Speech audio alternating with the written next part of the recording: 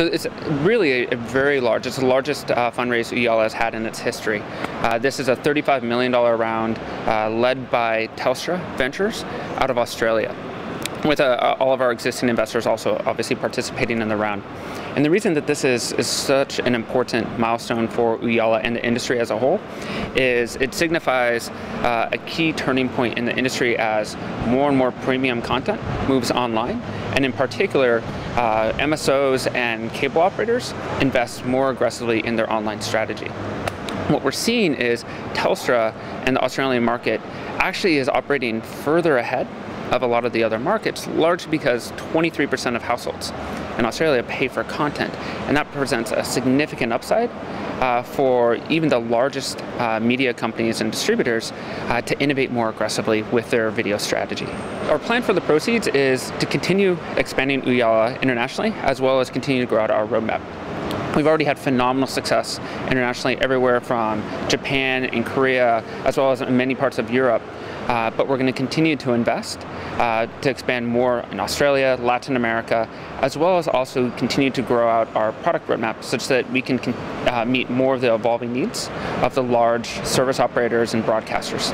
A lot of the industry for the last 5, 6, even 7 years has talked about effectively killing TV, and we're trying to help create a new concept here, in that we're really not trying to kill TV. TV isn't dead, it's simply changing screens.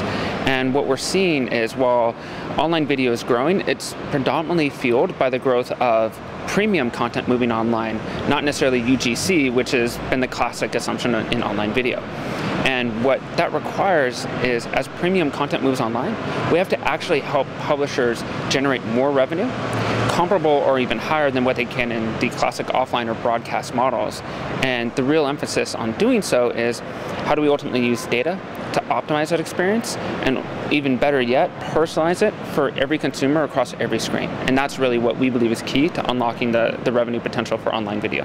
What we're seeing is there are a lot of roadblocks today for creating a true linear experience in the online environment. But those roadblocks are very quickly being removed.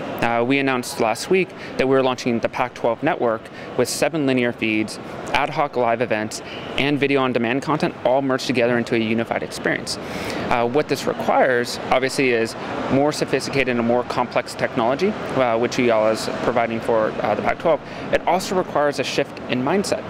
A lot of content creators now are starting to think about video production and creating high-quality video content and then distributing to all screens, as opposed to simply trying to repurpose that experience in an online environment.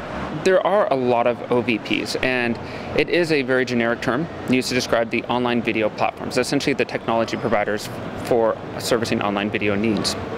What we feel is changing, and what we think Ooyala is really pushing the boundaries on and innovating on, is the classic needs of the video industry were simply management of content, a CMS, and reach and distribution. Just help me get my content online.